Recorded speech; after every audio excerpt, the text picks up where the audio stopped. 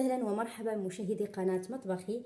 مرحبا بكم في فيديو جديد، عواشركم مباركة ورمضان مبارك سعيد. اليوم ان شاء الله غادي نحضر معكم بليغات ديال الزنجلان معسلين كيجيو صراحه زوينين بزاف. نبداو على بركه الله. عندي هنايا 2 كيسان ديال الزنجلان اللي غمسهطين، 2 كيسان ديال الدقيق الفورص، معلقه كبيره ديال الزبده بحراره المطبخ. عندي هنا معلقه ديال النافع مدقوق ومعلقه القرفه، نص باكيه ديال الخميره ديال الحلويات وقبصه ديال الملح. عندي هنايا الماء وكاس ديال الماء الزهر. بالنسبه للعجين بالماء الزهر، الا كنتو كتفضلوا النسبه ديال الزهر بزاف، يمكن لكم تغلبوا الزهر على الماء. نبداو على بركه الله. في اناء غادي ناخذوا اناء، غادي نوضع الزنجلان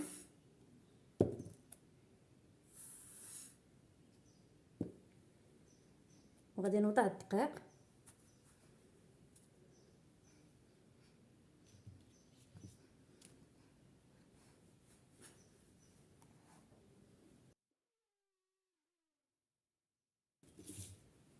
غادي نوضع الخميره والملحه والنافع والقرفه،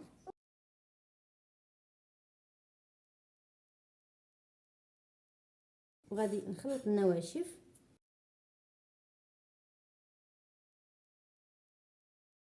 وغادي نوضع الزبده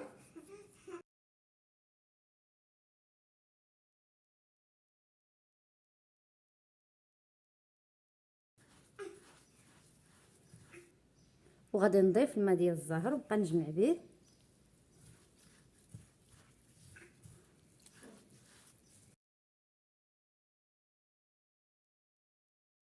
وغادي نضيف الماء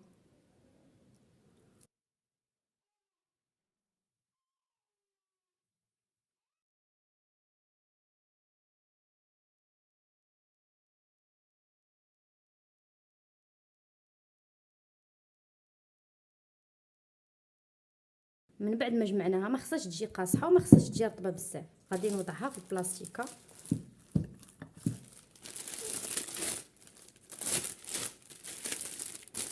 وغادي نخليها 10 دقائق. عاد ديك الساعه غادي نبداو نخدموا بها. من بعد ما ارتاحت لينا العجينه، غادي ناخذوا العجين، غادي نرشوا سطح العمل بشويه ديال الدقيق وغادي نطلقوا العجين ديالنا. من بعد ما طلقنا العجينه كما كتشوفوا خاصها تجي رقيقه على هذا الشكل هذا، هذا السمك. دابا غادي نحيدوا هاد السوائل اللي في الجناب ونوضعوهم في بلاستيك.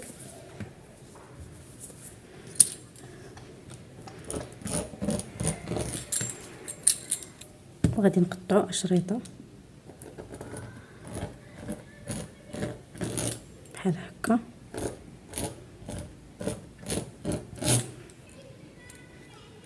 دابا غادي نقطعوهم مربعات.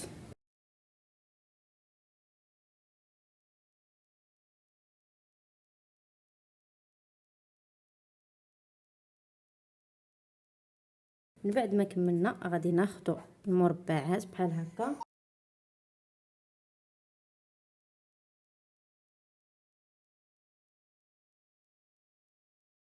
بحال هكا، زديوهم مزيان باش ما يتحلوش.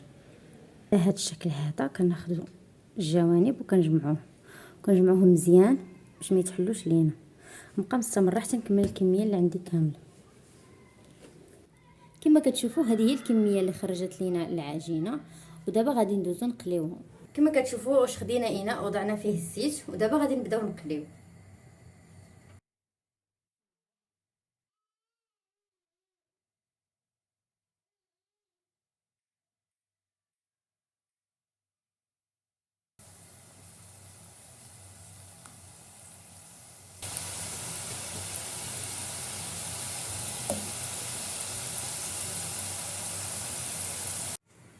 كما كتشوفوا معنا هذا هو اللون اللي غادي نحصلوا عليه. دابا غادي نحيدها وغادي نوضعها في العسل.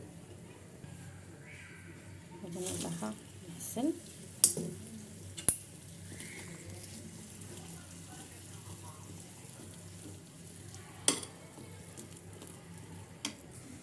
دابا غادي نوضع